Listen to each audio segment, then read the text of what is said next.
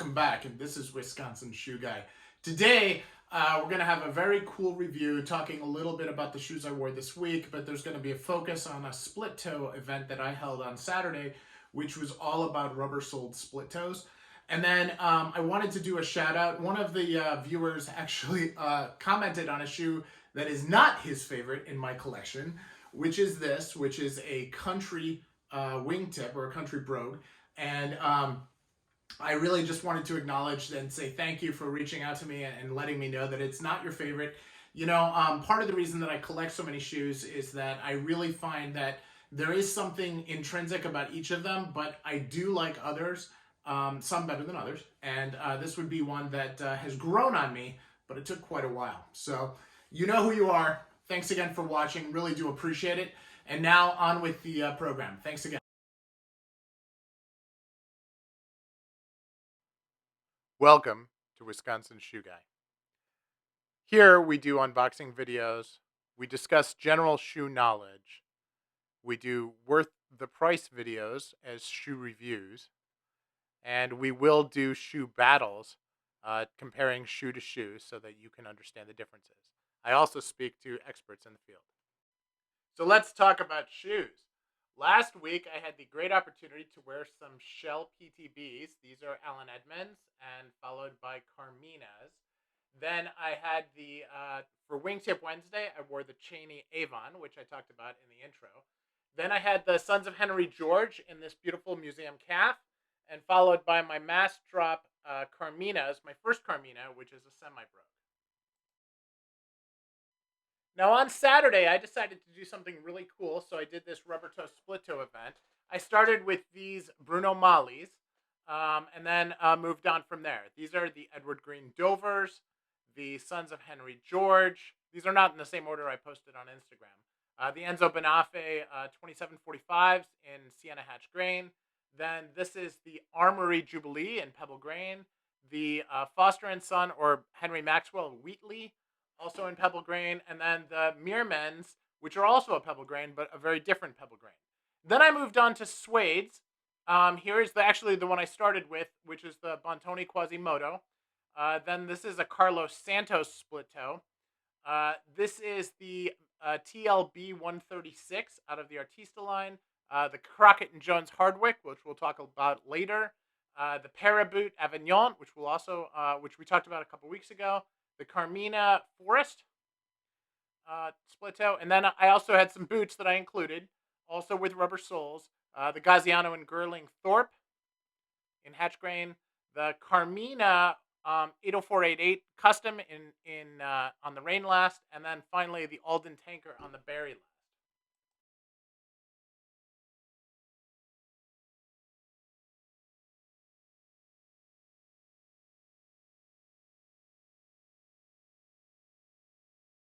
These Adelaides are so special. So first, as we take a look at these, this is from Hephaestus. Okay, this is a hole cut that it's all one piece of leather all the way around. Okay, it has one seam here in the back.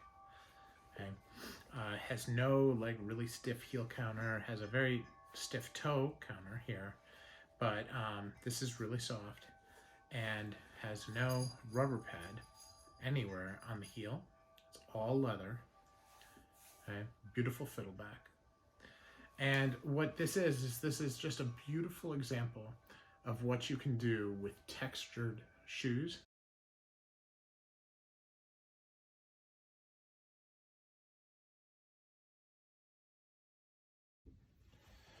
So what can you say about this shoe? This is a shoe that is my first Crockett & Jones that I bought from a Crockett & Jones store. And this is the Hardwick. And I bought it from the store in New York, tried it on, got to try on a bunch of shoes. They had some factory seconds. It's a really great experience going into that store if you have the opportunity, once things open up or if you happen to live there. It's definitely a great place to check out.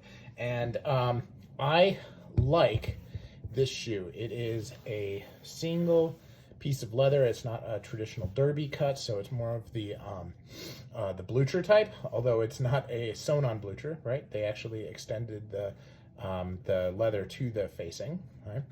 It does have a double top line, which you can see here, and it's a lot shorter of a double top line than it was on, say, the Bruno Magli, which was actually at the second eyelet instead of the first. And just a really interesting, clean, fascinating look there. Now, if you look at the apron here, you can see it's both pieces of leather. You can see the stitch on both sides. It's very clean, ultra clean, actually, as all things Crockett & Jones are. You can see they did a reverse toe. Very nice stitch density on the sole. It's exactly what you'd expect from Crockett & Jones, just absolutely beautifully executed. You can see it on the bottom too. This is the Crockett & Jones City sole, which is also fantastic. Crockett & Jones does a lot of shoes, and like Camino, does their own soles. So very nice. I can't say enough good things about this. The lining on the leather for these is just absolutely beautiful. What I think I like best about these, right, and I reviewed these more than a year ago, is every time I wear them, they feel good. Every time I'm at the end of the day after wearing them, my feet still feel good. The one thing that I am not thrilled about is my foot seems to keep shrinking, which I don't know why, and so the facings seem to be getting a little bit too close together. So what I'm doing now is I'm actually taking the laces out in order to store them, and I'm going to leave them out. Now, I had tried on, this is a size 10, I had tried on a size 9.5 in the store, and my foot cramped immediately. I couldn't even bar it when I wasn't standing.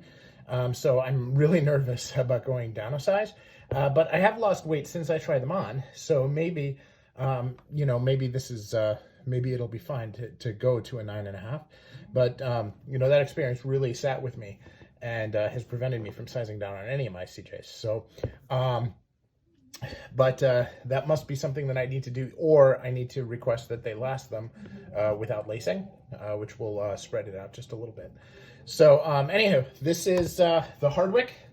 They make this in leather as well as suede. Now, this is actually a repello suede, which means I never have to spray it. It doesn't require any kind of upkeep. I have absolutely soaked these in water, and then the next day I just took a crepe brush, and they were absolutely fine. So, great opportunity to get into suede if you haven't done that before, and cannot speak highly enough of the construction for Crockett & Jones. For a factory-made shoe, they are one of the best, in my opinion. Thanks.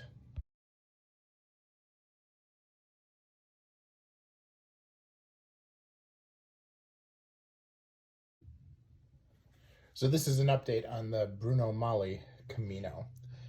This has a double top line as a split toe. So this top line here, top line up there. Very similar to my ends open afe. Full wrap around over to the seam here. Okay. So the wraparound is actually also similar to my St. Crispin's, but it has a single top line on it. So it's an interesting classic design. This is a Norwegian welt, but a machine one with an actual welt here, and then the sole stitch there. So very cool that they did that in different colors. They did a nice job with it. You can see the stitch density here is actually very, very high. And you can see the way they did the apron is also very well done. Classic design in both cases. Although you can see it looks like it's supposed to be a join of two pieces of leather at the seam there, but it's only one piece sticking up, which makes it look clean, but I'm not really sure why they do it that way. So overall, really nice. What I don't necessarily love about this was a patina shoe, and it looks like it's on a corrected grain perma shine leather.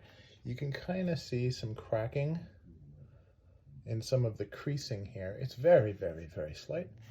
It's a high quality corrected grain, but I do think that that's one thing I'm not necessarily a fan of. Now, one thing I'm a huge fan of, though, is the soles. Now, this is a Lacte Hevia sole, and I have heard, and I've never experienced it myself, and you notice the contrast stitch, which is really cool. I've heard that if you do an MTO from Camino, this is an option in their European site So makes you wonder whether or not it's an option everywhere. So, and I know a couple guys who've actually called Carmina and gotten this on their shoes here. So this is, it's very, very soft. These nubs here, you can actually see, you know, it really feels like you're walking on air, and the sole itself has a very reminiscent hexagon structure on the inside, just like a Doc Marten sole. But these are even softer than Doc's. So to put it in perspective, but very, very happy with these shoes. They're from 2019. My first Norwegian welt shoe, before I even knew what a Norwegian welt was, and just really happy that I have them. And it's my only pair of Bruno Magli. And I may buy Bruno Magli in the future. You know, from my perspective, Bruno Magli is more of a fashion house instead of a quality shoe house. And so I always have this thing in the back of my head with, you know, value to price, and I'm not really sure that it's quite there. But I got these on a super sale, and if you can find Bruno Maglis on sale, I recommend giving them a try.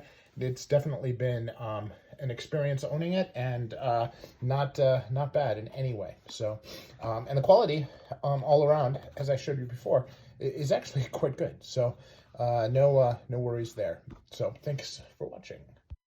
Now we're going to have a really cool update on what's coming. So welcome back. And now what we're going to do in this section is I'm going to talk about a new shoe that I am actually having made for me. I've spent a little bit of time working with a shoemaker out of Brooklyn who is a bespoke maker who's recently released an MTO program. So that instead of going on to a custom last or like a fully custom last, I'm going to use one of his base lasts, and we're actually going to do some adjustments to make it better for my feet, mostly because I seem to have narrow ankles.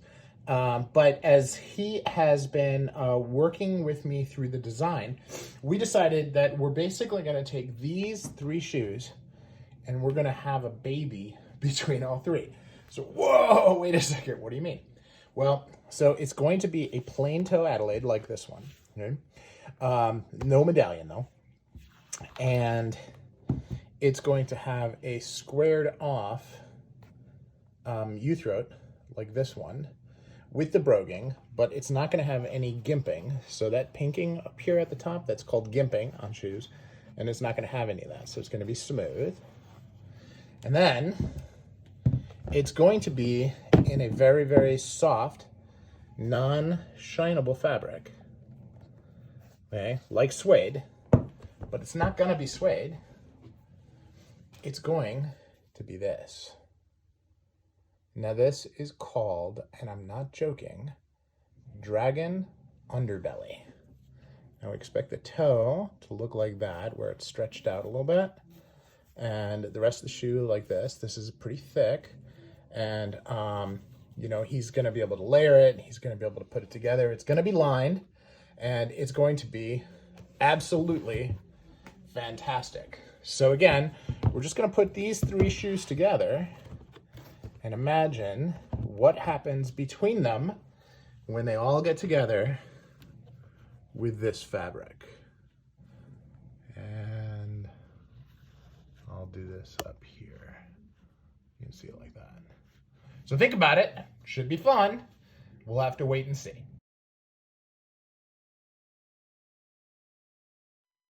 Now I updated my pipeline with a pair of Crew Nonpareil, which has been ordered for a while, but has kind of gone through like a pause period. So I added that to the pipeline this week. And I also bought a pair of spiral hole cuts from Vahacha, which I'm also very excited about, my first Indonesian brand. You can see the pipeline is continuing to grow, but I'm going to take a break now and try to get the pipeline down to about 5 shoes before I start ordering more. So hopefully they come in soon. Now, when you look at what's next, I've got a couple that I'm really focusing on. I want to get these yarn split toes, and I want to get the hole cuts by St. Crispin's. And then I've got these beautiful split toes by Norman Villalta. After I get the Norman Villalta that's in the pipeline, I do want to get another pair, but I want to wait and make sure that, you know, I'm happy with the shoes first, which is normal, right? Then there is a French brand that is like an entry-level brand that I want to try. Then a pair of Crockett & Jones, and lastly, a pair of Altons.